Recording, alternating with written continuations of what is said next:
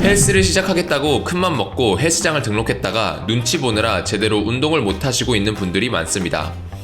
너무 많은 헬스 기구 때문에 뭘 해야 할지 모르는 사람들도 있고, 헬스 기구를 어떻게 사용하는지 몰라 잘못 사용하면 다른 사람들이 이상하게 볼까봐 그냥 러닝머신만 하다가 오시는 분들도 많습니다.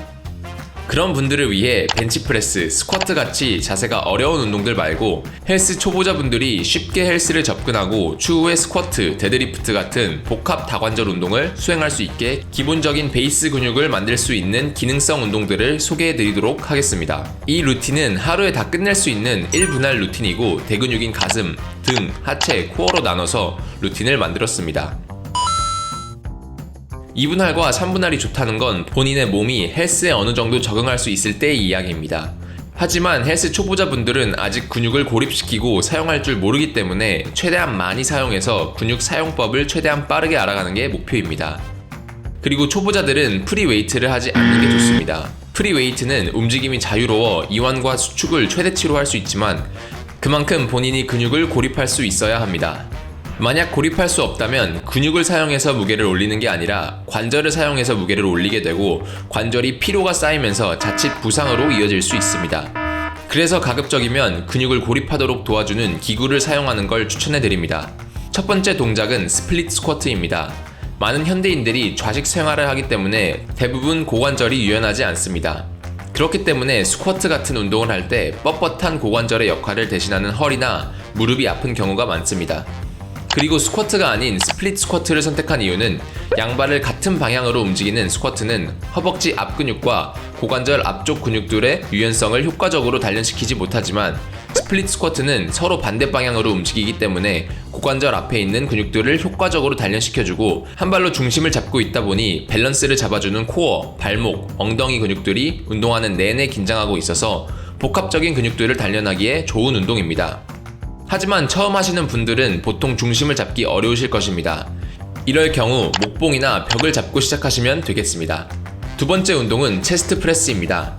체스트 프레스는 가슴 근육을 고립하기에 최적화된 움직임이 설정되어 있는 기구입니다. 이 기구를 사용하실 때 주의하실 점은 어깨 위치입니다. 가슴 운동을 하고 어깨에 통증을 느끼시는 분들이 많은데요.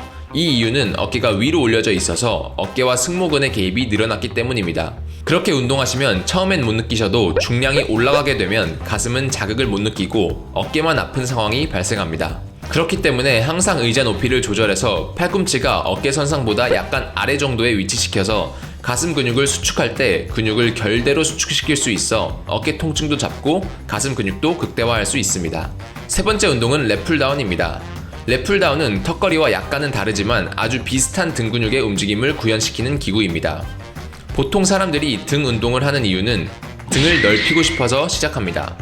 그래서 등이 넓은 사람들의 말을 들어보면 턱걸이만한 등 운동이 없다고 많이 하시는데, 헬스 초보자분들의 문제는 턱걸이를 1회도 하기 어려우신 분들이 많죠. 그렇기 때문에 랩풀다운을 하시면서 등 근육의 사용법을 단련시키는 것입니다. 먼저 발을 어깨 넓이보다 한 뼘 정도 넓게 잡고 최대한 의자 안쪽에 들어가 도르래가 본인 머리 바로 위에 있도록 앉아줍니다. 그리고 가슴을 올리고 발을 당기면 되는 아주 간단한 운동인데, 이 운동을 하면서 항상 생각해야 되는 점은 팔, 승모근, 그리고 어깨에 힘을 빼고 오로지 견갑으로 바를 당긴다 라고 생각하시면서 운동을 해야 합니다. 보통 사람들이 후인 하강이라는 말을 듣고 견갑을 고정시킨 상태에서 운동을 하시는데, 그러면 어깨가 다칠 수 있습니다. 견갑이 열렸다 닫혀야 어깨를 사용하지 않고 온전히 등을 사용하기 때문에 항상 견갑이 움직이는지 확인하고 생각하면서 운동을 하시면 되겠습니다. 마지막 운동은 코어 운동입니다. 코어 운동이 중요한 이유는 스쿼트나 데드리프트 같은 고중량 운동을 할 때 코어와 복압이 받쳐주지 않으면 허리가 다칠 수 있기 때문입니다. 그래서 많은 사람들이 코어 운동을 위해 플랭크나 윗몸 일으키기를 하는데, 이 운동을 하고 난 후 오히려 허리가 아프신 분들이 많습니다. 그 이유는 코어로 자세를 유지하기보다 허리로 자세를 유지하고 있기 때문에 허리에 통증이 발생하는 것입니다. 그렇기 때문에 허리에 부담이 전혀 안 가고 오직 코어에 자극이 가는 운동을 알려드리도록 하겠습니다. 먼저 편하게 누우신 다음 양다리를 45도 정도 꺾어줍니다. 그 상태에서 요추가 뜨지 않게 땅에 붙여주시고 팔을 쭉 펴십니다.